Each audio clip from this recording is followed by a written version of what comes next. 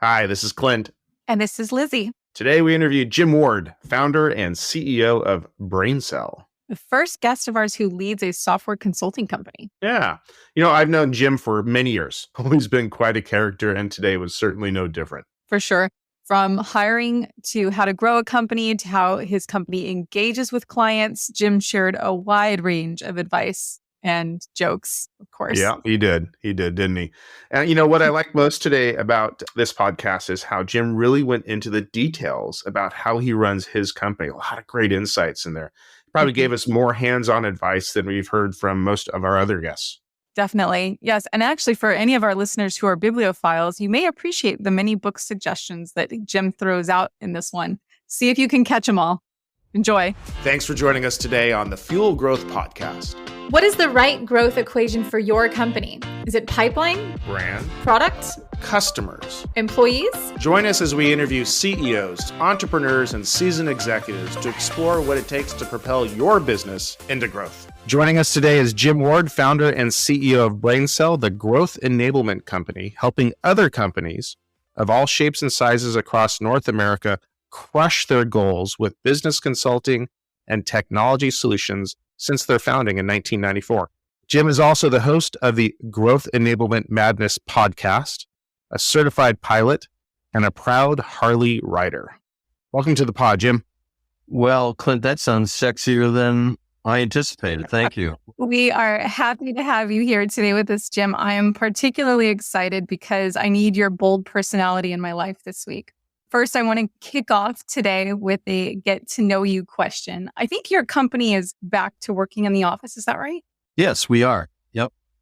How does let's talk about how a good day starts in the office for you. So, first of all, unlike a lot who have moved to remote, we have not. We're hybrid remote. That doesn't mean we don't have remote people because we have people across the United States and they obviously can't make the trip in. But a good day for me starts with just sensing the energy of the office. I love being around people, sensing their energy. You can get a vibe of the energy in the office that juices me for the day. So that's a starting point. Of course, let's be honest, any sales that come in make you happy too. So if you hear if you hear a gong, we have gong in the office. So if a gong goes off, it means that we have a successful sales taking place and that we're going to be helping a customer be better by doing business with us. I miss those gongs. I had forgotten all about that. It's been so many years of being remote. Do you show up in the office before your team? Oh, that's an embarrassing question because they're going to hear, no, I don't, but I stay later. So on the other end, I'm more of an evening guy than I am an early morning guy. So I'm in between 9 and 9:30. 9:30. Oh my God. Yep. That's true. And I cannot tell a lie. Otherwise the nose would, hopefully, I know you can't see me on video, folks, but the VOOP was my nose growing. The folks that do come in earlier have different habits and we have that flexibility. And they know not to book anything before 9:30, but I'll be there till 6, 7 at night. That's not. I respect that. I'm also a 9 o'clock, 9:30 person myself. Let's switch over to a not so good day. What does that look like for you? Gosh, a not so good day. Well, first, I try to, over the years, I've really tried to maintain positive thinking. So with positive thinking and positivity, you try not to view things as a bad day, but a day where you can find opportunity. There's always, and I tell this to the team, regardless of what the situation looks like, if it's a bad situation, there's always opportunity hidden in that situation. So that's my mindset. I suppose a bad day is where just something has gone wrong, because it's client first for us. And if there's somebody that's not happy, that will make me go into problem solve mode and make sure that we have overcome any issues. That would be a bad day. Understood. So let's play off that a little bit more. Tell us more about yourself and your company, BrainSell. Well, maybe start with the name BrainSell. That's a different type of name. Tell us where the name BrainSell came from. So when I started the company, I had a tagline first. And of course, that goes back 30 years. And I'm just going to mention I'm the tortoise, not the hare. BrainSell is a bootstrap company. We've grown sizably over that 30 years, but it's taken a long time because as a bootstrap company, you do not take funds from anybody, no banks, no short-term lines of credit. I've reinvested in the business. And BrainSell, in its origination, had a series of pillars that I was following. in the starting of the business. I'd come out of a family business, which was a manufacturing company. But I started with the tagline. I've always been more of a sales and marketing person strategically. And the tagline was intelligent sales productivity solutions. And back then, if you recall, Clint, it was contact management, it was Salesforce automation. The evolution of the naming conventions has been significant to CRM, to CX, customer experience. But that tagline drove me to the name and thinking about what we're going to call it. So it just seemed like when I came up with it, BrainSell, BrainSell, felt like it supported the intelligent sales productivity solutions. But today we do so much more rather than just sales solutions that that's no longer applicable, but the name. So you started the company 3 decades ago. By the way, congratulations. You started in 1994. 2024 will be your 30-year anniversary. Right. What inspired you to start the company overall? What kind of led you down the path to becoming an entrepreneur and doing that in the consulting industry? First of all, what's the saying? Necessity is the mother of invention, which was one of the reasons why I started the company. You needed a job? I needed a job. Yeah, I needed a job. It's not that, hey, don't laugh, it's true. I had been in a family business, manufacturing company, went in a different direction. And I will tell you this as I reflected upon it, and I reflected upon it recently. I thought, gosh, what was it? I listened to a lot of books and I read a lot of books, and I was listening to Arnold, his book, and he was talking about, having a purpose or so, I'm listening to also grit, something that you really love. And as I reflected back upon it, I just really dug software, man. This is going back, in 94. Remember, there's so much changed since then. I was working on VisiCalc at the family business, putting formulations in. I was the only one using contact management. Ultimately, a brand that you may or may not know, I became a big believer in was Maximizer. Mm-hmm. Yeah, I do remember that. Yeah. Canadian company, I think it was. Yeah. I was a Canadian company out of Vancouver. And so love of software started me, but I was also doing consulting in the turnaround world. So I was brought in by a turnaround specialist during the recessionary time of the 90s, the latter 90s. And I was helping a company in Montreal with their sales and marketing efforts. And I wanted to bring the software, and I thought, because it's been so helpful to me, let me see if I can apply it to a team, get their forecasts in, and start to manage them towards success. So as a result, I ended up calling Maximizer. Maximizer, by the way, was not the number one product. ACT was considered the number one product, if you recall. These products today are, I don't know if they exist, but nothing like they did in their heyday. And I always say I'm an upriver swimmer. I don't often go with the number one brand. I always go with somebody I think really has the better product.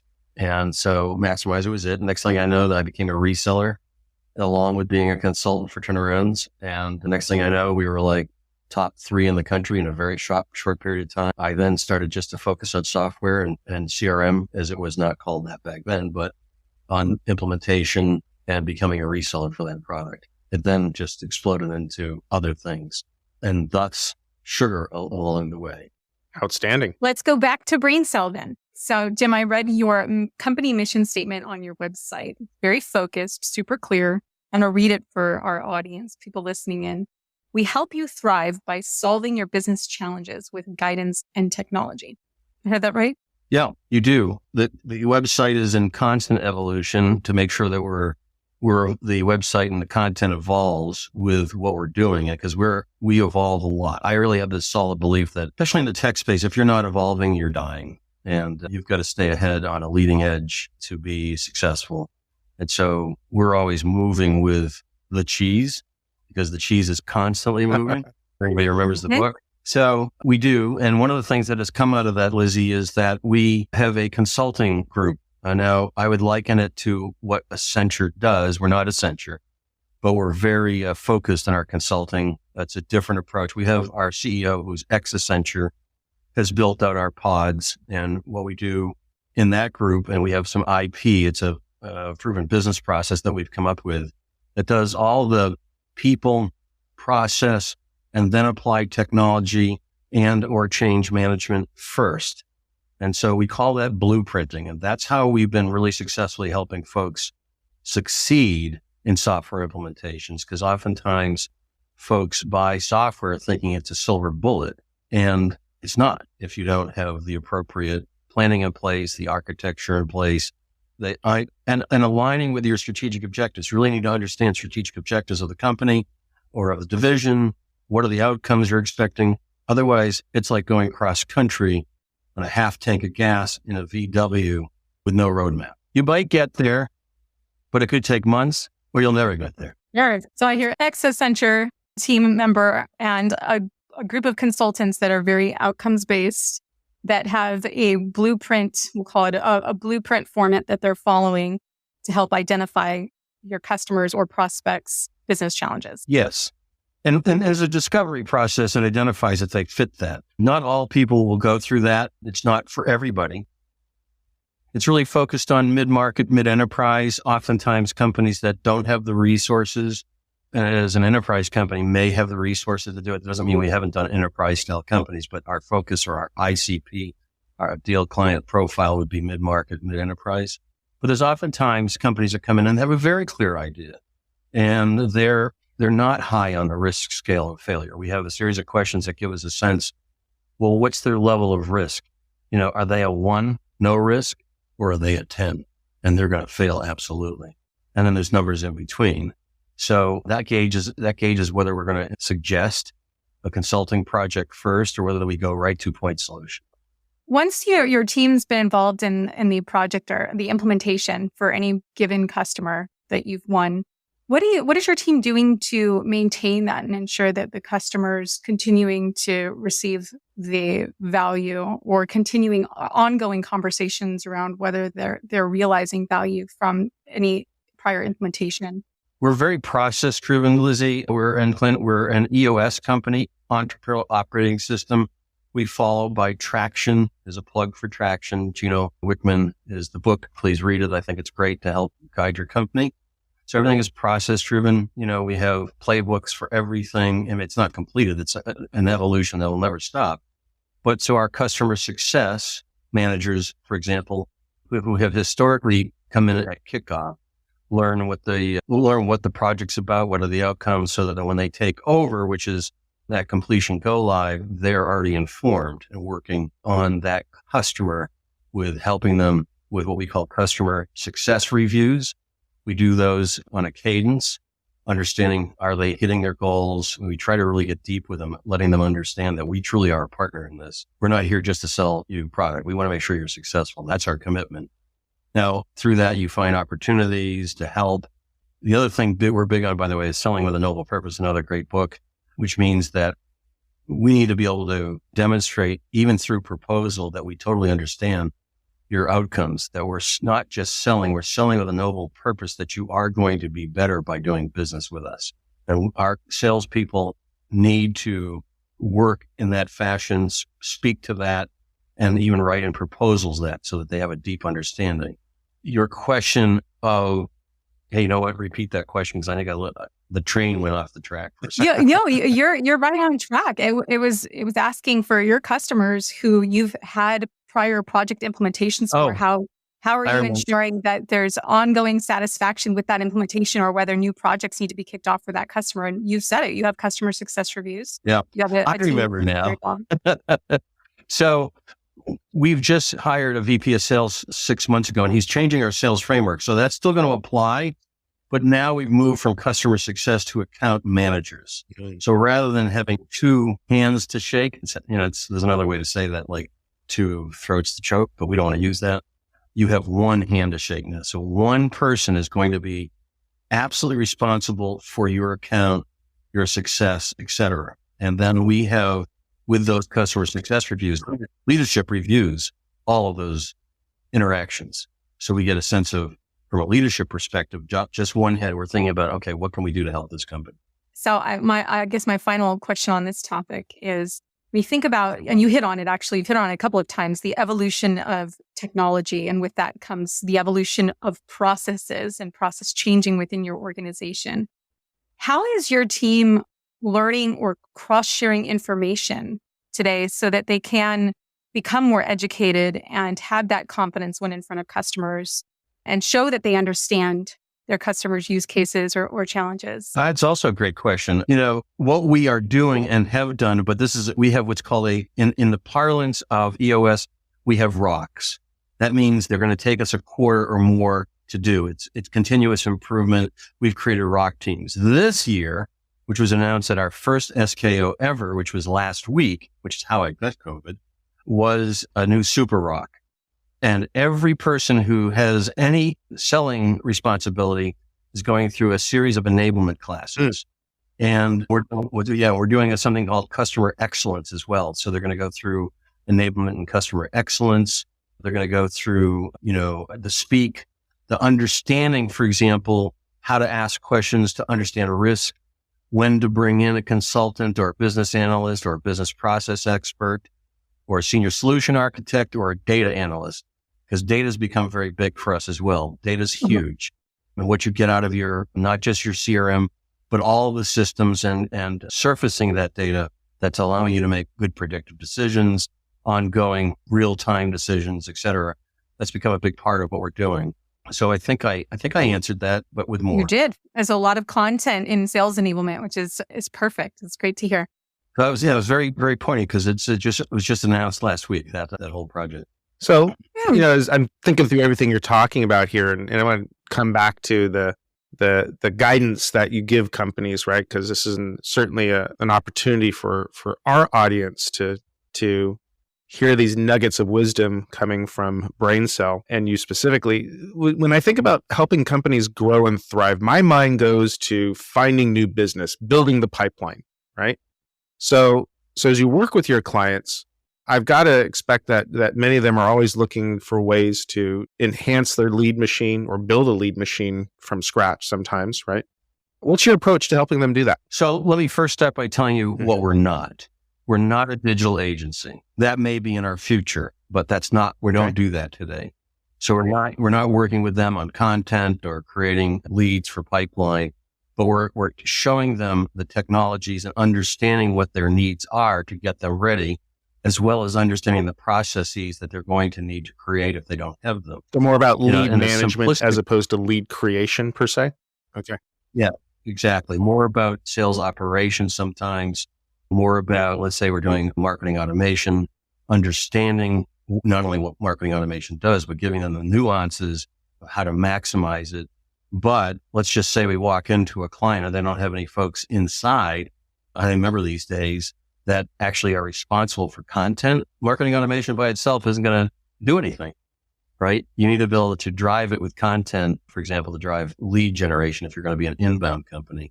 And certainly there's so many other ways to build lead generation. We do speak to it, but it's not our focus. Gotcha. And I want to make sure that's clear. So when you come to us, you might be looking for a new solution. What we truly want to understand is all the outcomes. And if lead generation is one of those things, we're going to peel back the onion to not, them making sure they understand what they're going to need to do from their side. But from our side, we're going to get them onto, say, platforms once we understand outcome and strategic objectives on platforms that will deliver for them. So would it be fair to say that you maybe focus more on velocity, how to get leads through a qualification process quickly? That would be part of it, but it also would be data that helps them with that. Perhaps identifying accounts and using workflows or other, we're working on some AI methodologies to make sure customers, prospects in the pipeline are monitored and that there's activity. For example, you could have a pipeline that looks great, but there's no activity occurring in your individual sales reps. So they're not progressing pipeline. So we would work on things like that to show them how to get them the technologies to do that. And our idea is that, we were working with them not only to increase sales through that, but scale, not having to hire. And I know a lot of people are afraid to speak to this, but the reality is you need to have a good, healthy net income or a healthy EBITDA. And so scaling to me means you're not hiring in every corner of growth. That's not to say you're not hiring or you're laying people off, but you need to become, usually payroll is your biggest expense item. So you need to be really tight on that, right? And so Everything we're going to do is thinking about scale. Everything we're going to do is thinking about increasing revenue, but not having to necessarily hire every quarter. Can I hit on something, Jim? You had mentioned that your team's sounds like they're pretty transparent about what's going to be needed on the client side before you engage and start building something out. We'll talk specifically about leads since that was Clint's question. Do you ever find that your teams in conversations are being transparent about what the project needs will be on the client's side, and the client's reaction is maybe disappointment, not maybe surprise that they're going to have to do as much work? You talked about like content build out for it. That happens less and less, Lizzie, because of the enablement we provided for our group. I certainly can tell you historically, and I'm not saying it doesn't happen today, but somebody coming in with an outsized expectation, it's our job to reset expectations. And I'd rather have them get disappointed on a call rather than invest in something that's not going to return for them. That may mean they'll come back at a later time when they're ready, and we'll stay in touch.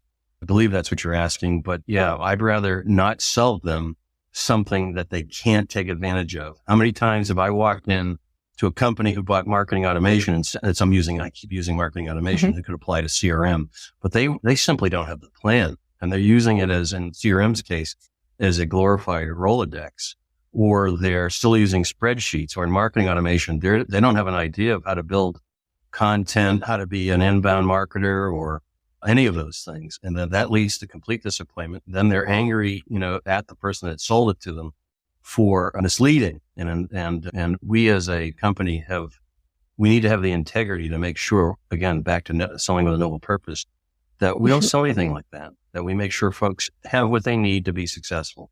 Yeah, let's segue actually, because we're talking a lot about your people, and it sounds like your people or your product rather at BrainSell is your people's expertise. And that falls in line with the sales enablement side of things. I'm looking to understand from you, how do you find great people to join your team? When you think about your salespeople, your consultants. Yep. What's your mindset on that? What are you looking for? What are you asking for from people, maybe in interviews?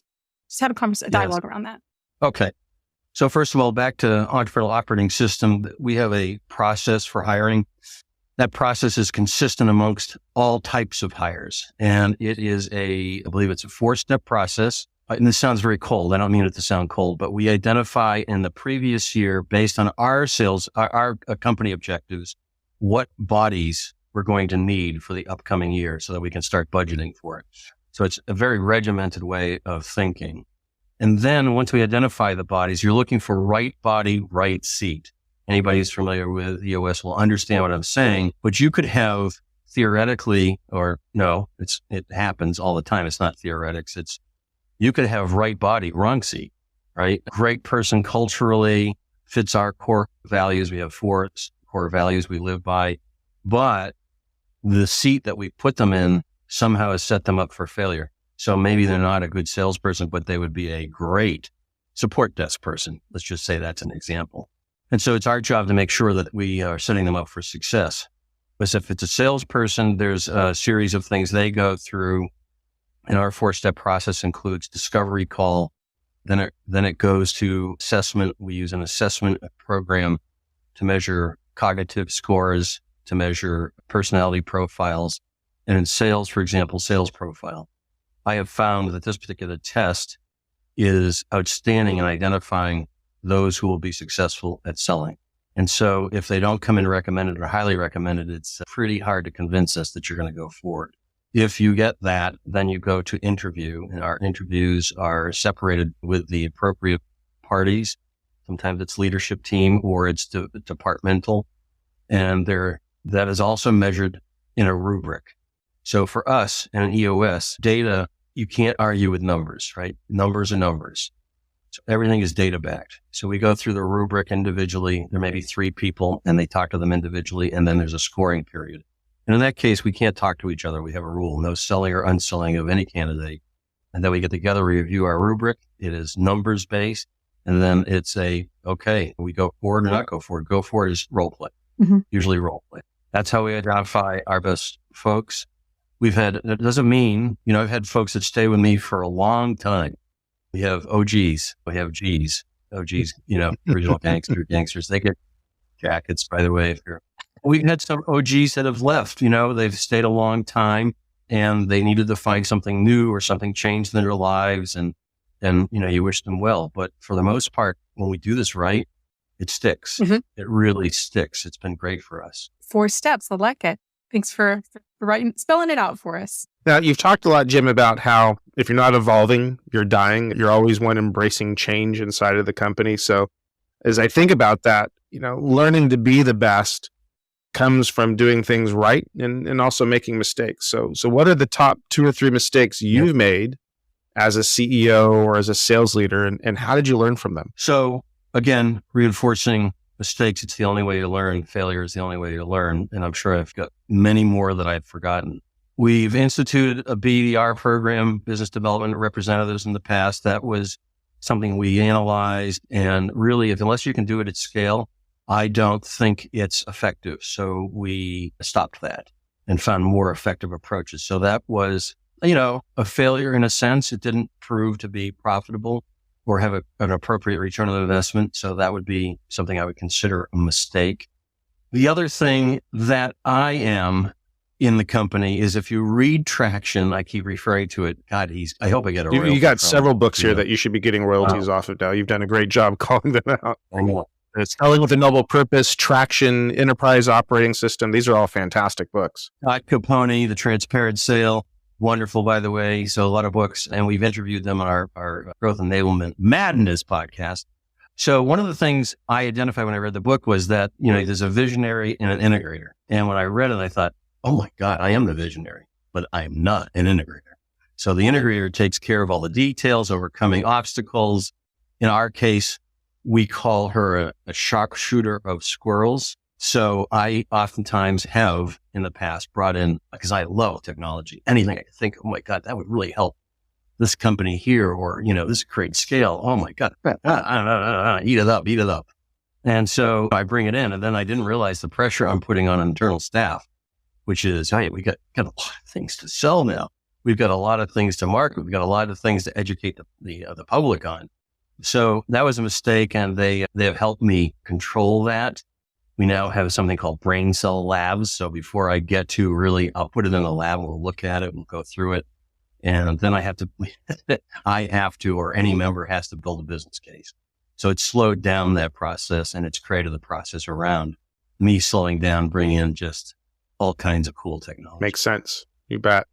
So the pace of change in the company, I kind of want to go back for a moment to, you tried out putting a BDR organization in place, and it didn't work. So many companies these days are thinking about how they have business development reps or sales development reps, BDRs, SDRs, and putting that in place as a way of doing more structured lead qualification or even doing outbound prospecting. And you found in your business that it wasn't working for you. But I'd love to kind of unpack that a little bit more. I think, again, for us, we didn't have the scale, meaning we didn't have the numbers of people to make it work. That's number one. But today versus when I had that, and a few years ago when we started to remove it, and we've got a hybrid of it today, Clint, but it's not truly what it's intended to be, which is outbound email outreach, sales lofty, sequences, cadences, et cetera. We do it a little bit differently now.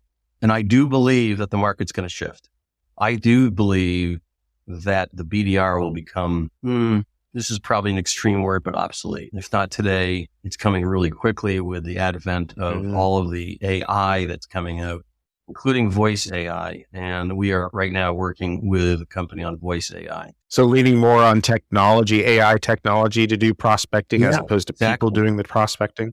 So the function will probably still be there, but not staffed by people, but staffed by robots. If you've ever heard some of these voice AI conversations that have the ability to have a sales conversation, it's really quite amazing. I think they got to fix the slight pause while maybe AI is thinking. But that will change. This is all going to change. I believe it's also at ticketing. I think the ticketing software days are not they're not numbered, but it's going to change. I think people prefer, even at my age, prefer to work with a bot to get faster answers. So that's going to change, just submitting a ticket. I think you submit a ticket once you've exhausted the bot. And so, but oftentimes the answers are there through your interaction with a bot and or AI that's a learning technology. So I think a lot of things changing in the horizon and really quickly. It's here. It's not a dream anymore. And it's been here for a while, but it's really starting to come to the public's attention. Yeah, it's wild. And it'll be, as with anything, fun to see where it goes. Lots of new challenges that come up with the whole AI topic. I have our last question for the day, Jim. Where can our listeners find you or BrainSell?